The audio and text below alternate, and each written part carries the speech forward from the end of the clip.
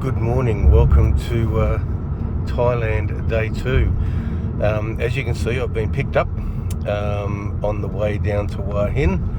That's my driver, Peter. He's a good bloke, speaks pretty good English. We've been having a bit of a chat.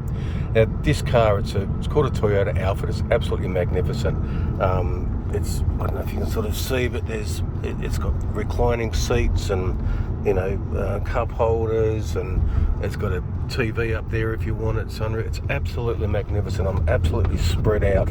And to give you an idea of costings, when I got a car from Docklands to the airport in Melbourne yesterday, it cost me $120.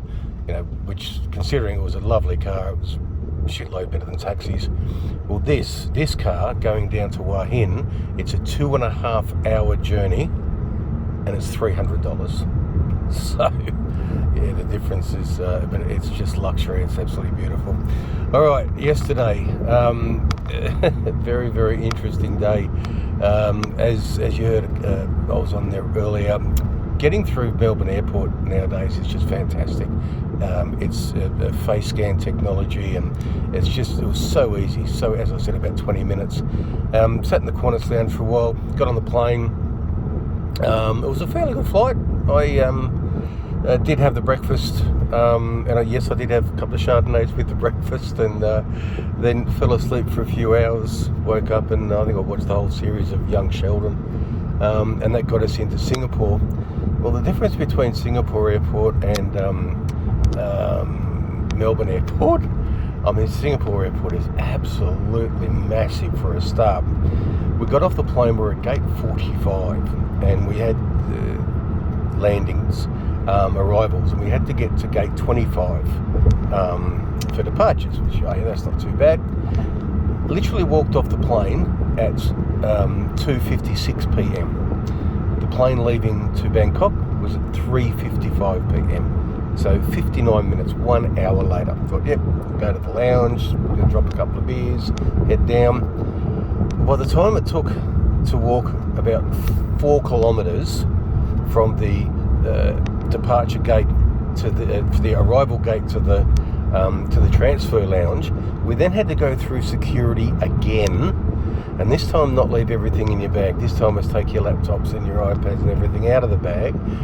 By the time we did that, got upstairs, which is the departures, made my way about another 4 kilometres down to gate 25. They were literally boarding, so I just walked straight onto the plane.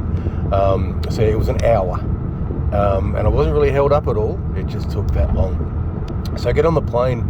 I'm sitting next to this young girl, can't speak a word of English. She was from Hong Kong, she was obviously Chinese, and she was blind. And I'm talking, they must have been in the business lounge for about 6 hours before the flight. She was absolutely legless. And she's ordered a glass of champagne. Her eyes are half open. I'm thinking, holy crap, if we were in Australia, there's no way you'd be served. Right? And so she's smiling, and she had friends sitting opposite us. And I'm thinking, oh, Jesus, don't you be sick. Anyway, she fell asleep before we'd even, left. And I'm thinking, oh, don't you wake up hurling, because I've sort of done that in the past. Anyway, she slept for about 45 minutes, and then she woke up, and I'm watching her very, very carefully, and she just gestured to her friend to give her something. As she got up, she was heading to the bathroom, and her friend gave her a sick bag. And she took off with that to the bathroom, and I'm gathering she hurled everything up in the bathroom, thank Christ. Come back and sit down, and then lunch was being served. She's hoed into the lunch. Didn't have any more to drink, but she hoed into the lunch. Kept looking at me and smiling. I'm giving her the thumbs up. She's giving me the thumbs up. And then she fell asleep again. And she literally did not wake up. I had to wake her up when we pulled into the gate in Bangkok. She was still fast asleep. So that was really interesting. And then, one of the things that happened last night, it's never happened to me before, was when we're waiting at the carousel for our baggage. Wait for a couple of minutes, and then out comes the baggage. The very first thing out on the carousel was my suitcase. The very second thing out on the carousel were my golf clubs. I've never had that before. So within 30 seconds of the carousel starting, I was out of there. Yeah, got the little courtesy bus back to the airport hotel, and then I made the video last night when I was sitting at the rooftop bar. I must admit I did sleep like a baby last night. I was awake at 6 though, because that's 9 o'clock Australian time. But yeah, it was a great night's sleep. Had some brekkie, sat and watched a bit of TV, which was interesting, and now the cars picked me up. So hey, it's a very, very adventurous first day of the trip. And here's looking forward to the rest of the trip. So talk to you guys soon.